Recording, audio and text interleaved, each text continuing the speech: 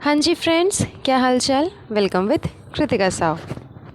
तो जैसा कि आप सबको पता है गाइस कि बहुत जल्द ईद आने वाली है। ईद का जो दिन है वो सामने आ गया है।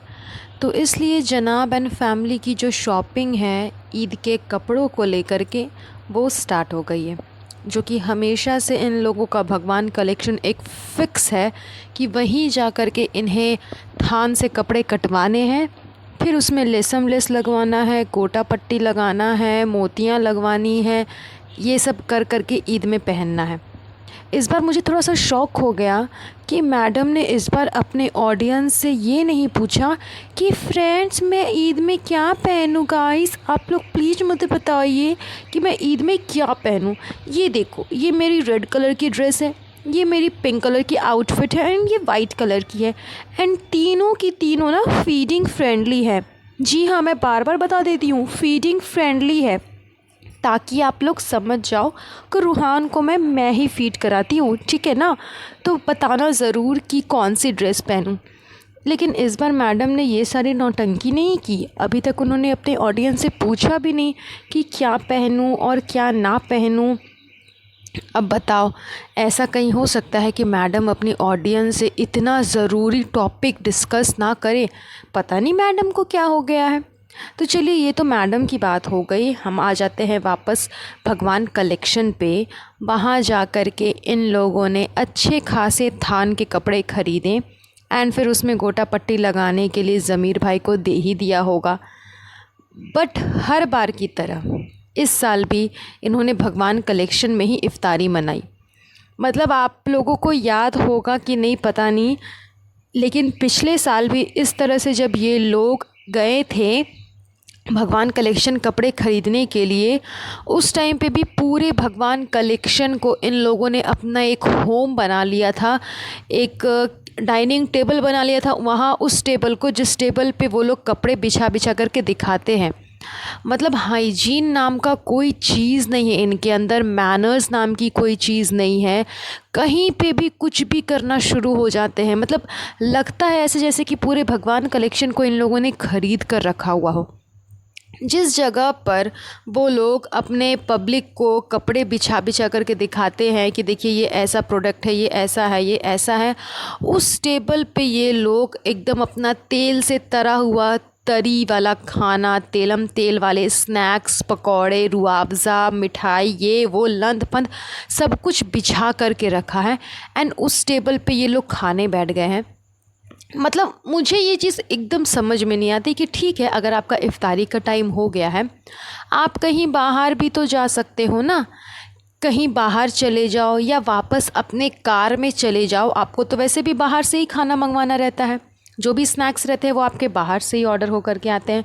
तो आप बाहर से ऑर्डर कर करके देन फिर अपने कार पे जा कर के खा लो, या फिर रोड साइड कहीं पर जहाँ पे आपने कार पार्क की है वहाँ खड़े होके खा लो, या फिर किसी ढाबे पे रुक जाओ, वहाँ पे शांति से बैठ कर के खा लेना।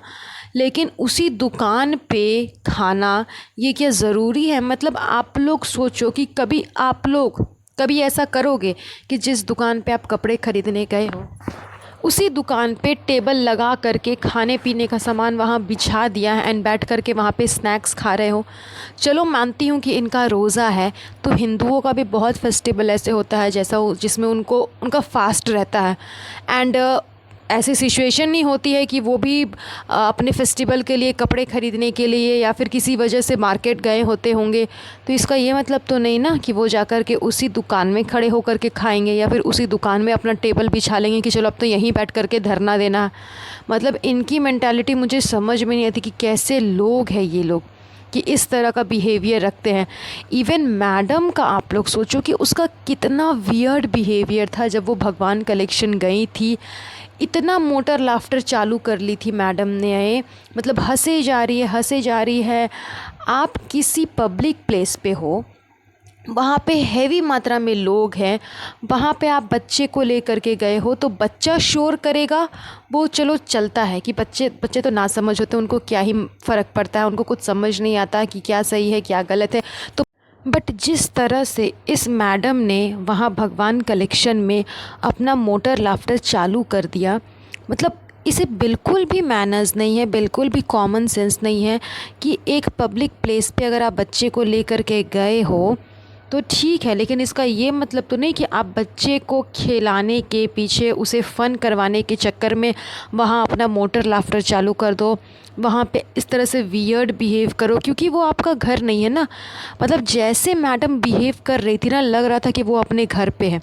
इतना तो ज़्यादा वो अपने मतलब घर पे भी रूहान के साथ में इतना नहीं खेलती जितना वहाँ भगवान कलेक्शन में खेल रही थी। क्यों? क्योंकि उसे सबको दिखाना था कि मैं रूहान को कितना प्यार करती हूँ, मैं उसे संभालती हूँ, उसका टेक केयर करती हूँ। मेरे अलावा तो कोई है ही नहीं जो मेरे रूहान का टेक केयर करे, उसका ध्यान दे। ये सब कुछ मैडम को वहाँ पे दिखाना था, जबकि सबको पता है। एंड मैडम के व्लॉग्स देख करके तो काफ़ी लोग को समझ में आ जाता है कि रूहान 24 आवर्स अपनी नानी के साथ में ही रहता है।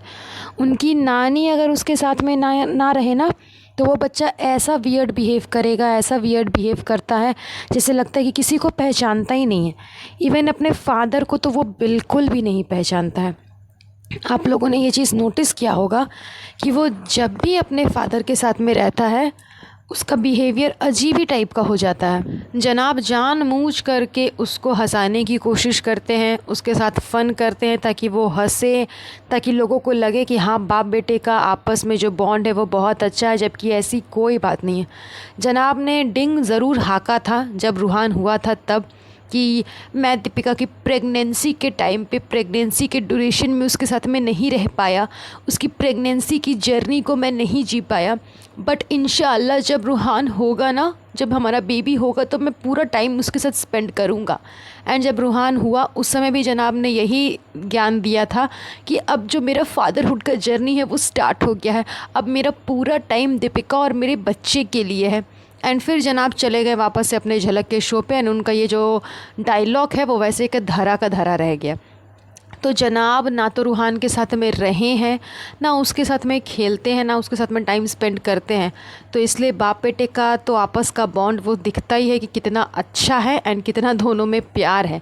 बिकॉज़ वो बच्चा अपने फादर को पहचान ही नहीं पाता, मतलब उनसे रिलेट ही नहीं कर पाता, क्योंकि उसके साथ में रहा ही नहीं है कभी। तो मैडम यही दिखाने की कोशिश कर रही है कि मेरे जनाब के साथ तो वो रिलेट करता नहीं है, बाकी पूरी फैमिली के साथ रिलेट करता है, लेकिन सबसे ज़्यादा मुझसे रिलेट करता है। मतलब लोगों का ये कहना है ना कि मैडम साहिबा रूहान का टेक केयर नहीं करती, अपनी माँ को संभालने के लिए दे देती है। इसी वजह से मैडम ने इस चीज़ को जानबूझ करके दिखाया है। लेकिन फिर भी वो चीज़ दिखाने के चलते, कंटेंट के चलते, आप एक पब्लिक प्लेस पे इस तरह से वियर्ड बिहेव करना, इतना नॉइज़ करना ताकि अगले इंसान को डिस्टर्बेंस हो। मतलब लोग वहाँ कपड़े खरीदने आए हैं, आपका मोटर लाफ्टर सुनने के लिए नहीं आए हैं।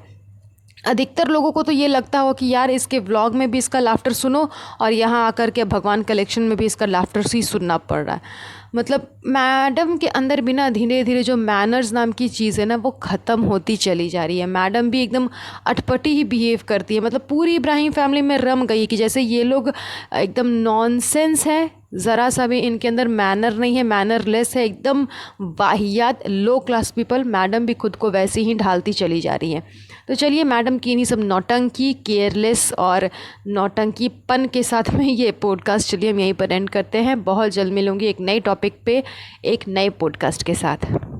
सो गाइज़ आज के लिए बस इतना ही। अगर आपको आज का पॉडकास्ट अच्छा लगा होगा तो प्लीज़ इसे लाइक एंड शेयर ज़रूर करिएगा। एंड अगर चैनल पे न्यू है तो चैनल को सब्सक्राइब ज़रूर कर दीजिएगा। तब तक के लिए अपना ध्यान रखें। Have a nice